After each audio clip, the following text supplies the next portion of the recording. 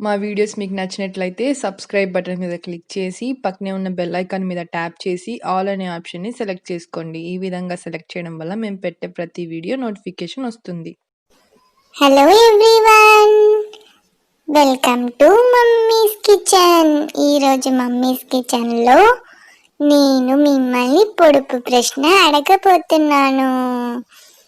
A to Zలో వేడిగా ఉండే letter ఏంటో చెప్పుకోండి చూద్దాం.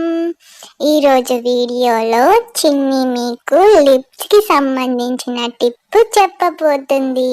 అది ఏంటో చూసేద్దామా? ముందుగా ఒక పెద్ద సైజు బీట్రూట్ని తీసుకొని ఈ విధంగా కట్ చేసుకోవాలి. తర్వాత పైన చెక్కుని ఈ విధంగా పీల్ చేసుకొని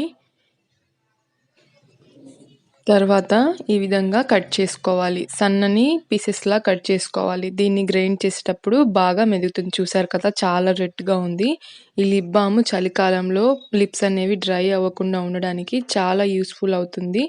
ఇంట్లోనే న్యాచురల్గా మనం లిప్ బామ్ని ఎలా తయారు చేసుకోవాలో ఈ వీడియోలో చూసేద్దాం. సన్నగా పీసెస్లా కట్ చేసుకొని ఈ విధంగా మిక్సీ జార్లో యాడ్ చేసుకోవాలి. వాటర్ అనేది అస్సలు యాడ్ చేయకూడదు, ఎందుకంటే వాటర్ ఆల్రెడీ బీట్రూట్లో ఉంటుంది కాబట్టి ఈ విధంగా మెత్తగా పేస్ట్ చేసుకోవాలి. దీన్ని తర్వాత ఒక పలుచటి క్లాత్లో కానీ లేకపోతే ఒక టీ స్ట్రైనర్లో కానీ తీసుకొని ఈ విధంగా ప్రెస్ చేసుకోవాలి. దీనిలోని వాటర్ అంతా సపరేట్ చేసుకోవాలి. ఈ విధంగా స్పూన్ సహాయంతో చూసారు కదా, వాటర్ అంతా మనకి సపరేట్ చేసేసుకున్నాం. తర్వాత ఒక ప్యాన్ పెట్టుకొని లో ఫ్లేమ్లో మనం ముందుగా సిద్ధం చేసి పెట్టుకున్న బీట్రూట్ రసాన్ని యాడ్ చేసుకుంటున్నాం. ఈ విధంగా యాడ్ చేసుకొని 10 మినిట్స్ లో ఫ్లేమ్లో కుక్ చేసుకోవాలి.